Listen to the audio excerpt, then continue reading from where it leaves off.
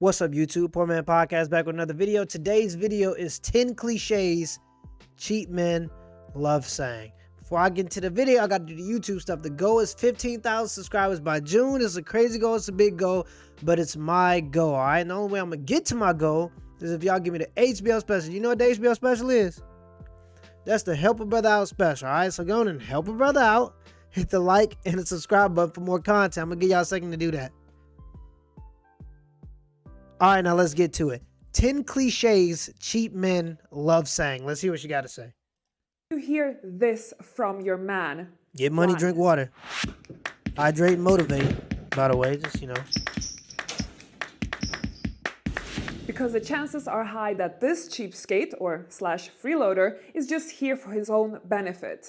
My dear elegant ladies, welcome back to another video. Ladies, today I really need to warn you for these top 10 cliches that I know many cheap men out there tend to use to manipulate women. And I don't want my dear elegant ladies to be manipulated. So in today's video, I'm going to give you some things that you can tell these men when they come with these cheap cliches.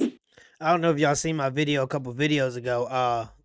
Michelle Pink said the same thing, by the way, and she was scamming women out of tens of thousands of dollars, and she's in jail now for what is it, money laundering and theft. Okay, let's continue. By the way, if you want to know what I think about these female dating coaches that usually have no idea what men want, but they think they do. Let's continue the video. That's neither here nor there. Let's continue the video. Let's start with number one. I love independent women. Oh, you know what I love? I love strong, masculine men. I love men who look after their women and treat their woman like a goddess. There is nothing more attractive than when a man steps into his masculinity and really looks after his woman like a true gentleman. Ah, that's what I love. That's what this is about, men. This is about becoming a goddess. Okay, they don't want to be human. They want to ascend beyond being a human being. Okay, they want to become goddesses. They want you to praise them, to worship them. All right, and it's nothing wrong with loving your woman. I'm not saying there's something wrong with loving your woman, wanting to cater to your woman, appreciate your woman. All right, if you have one. But goddess? What are we doing here? What are we doing? You rising from the dead? What are we doing here? Let's continue the video. Like, I'm worship you like a goddess. We can't worship false idols. Let's continue. My ex-girlfriend only used me for my money. Well, then you know how it feels for us women when men only use us for sex, without committing to us, and without ever taking full responsibility by providing for us like a true gentleman would do. Well, this is how we women feel used. If I pay for today's date, you pay the next. Oh, if I have to pay for a date, there won't be a next. I don't like materialistic women. Well, I don't like cheap men. You see, women are gatherers from an evolutionary psychology take. Men are hunters, women are gatherers. This has been part of our genetic programming for millions of years. Now, men are being celebrated for being hunters, but women are continuously shamed by our society for having this instinct of wanting to own things. They call us materialistic, and they shame us for it. And in my opinion, this is sexist.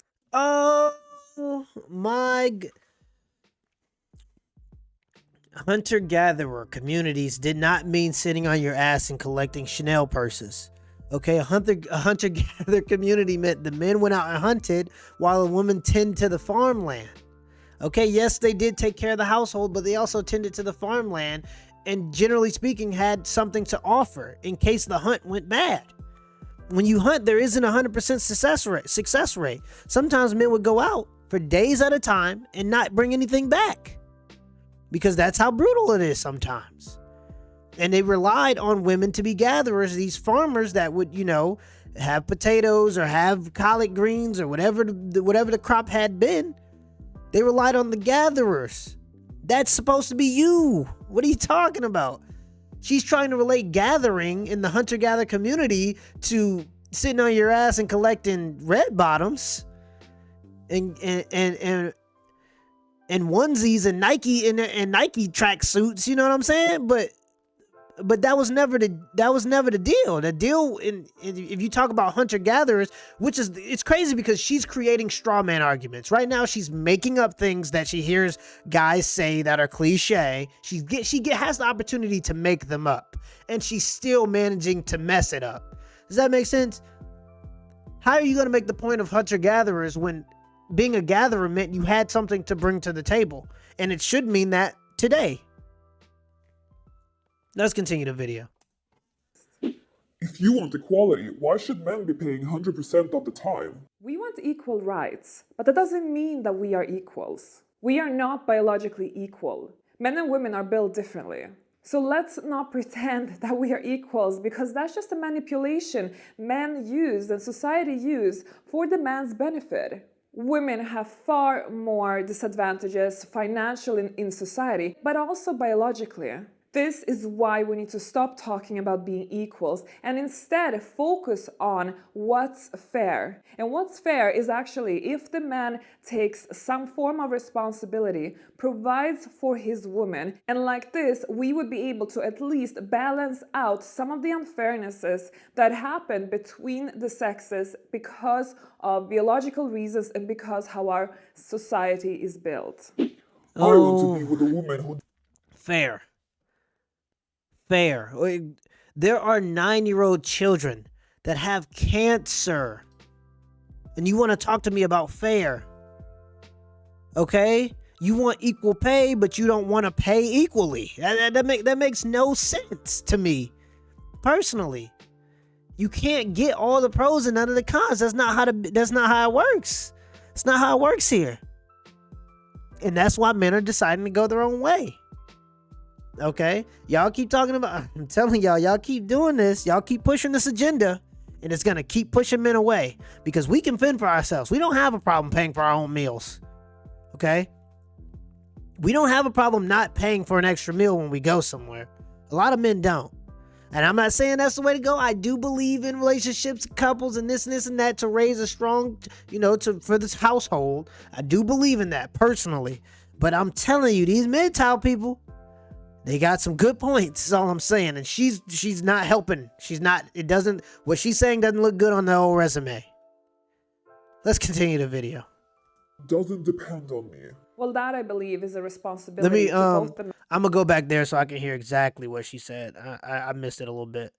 logical reasons and because how our society is built. I want to be with a woman who doesn't depend on me. Well, that I believe is a responsibility to both the man and the woman to make sure that that doesn't happen in the relationship.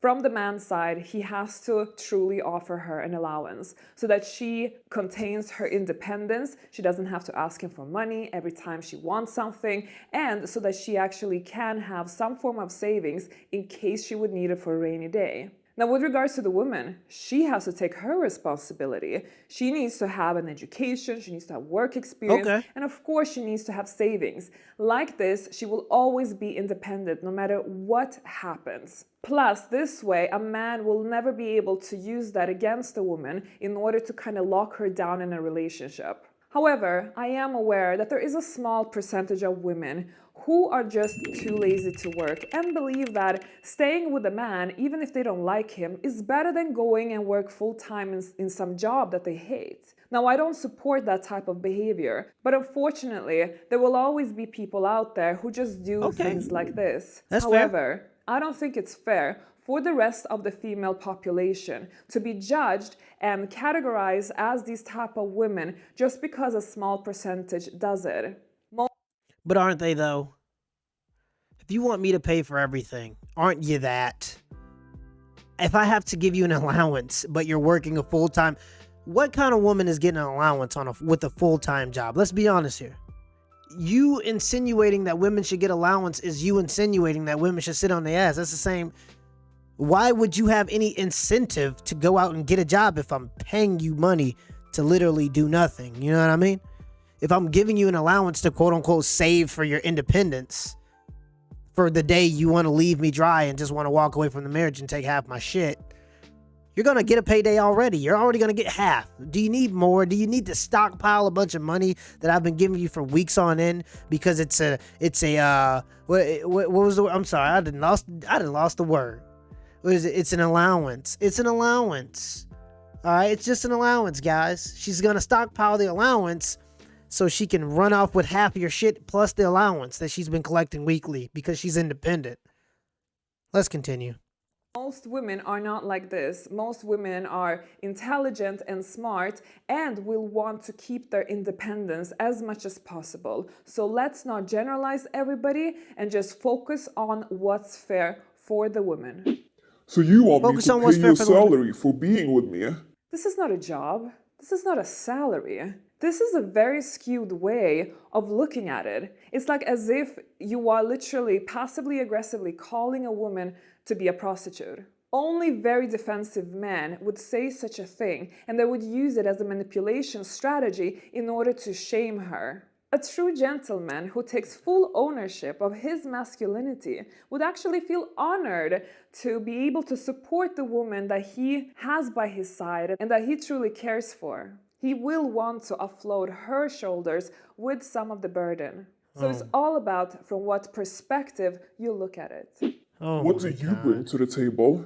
Are you seriously asking me this? It's like you're only with me because of the money. Well, She didn't answer the question. She ignored probably the best question of the lineup of questions that she got to make up, by the way. So she didn't have to add that one. So the answer to what do you bring to the table is, are you serious? Why are you asking me that question? That's the answer to that question. I have yet to get an answer to that question.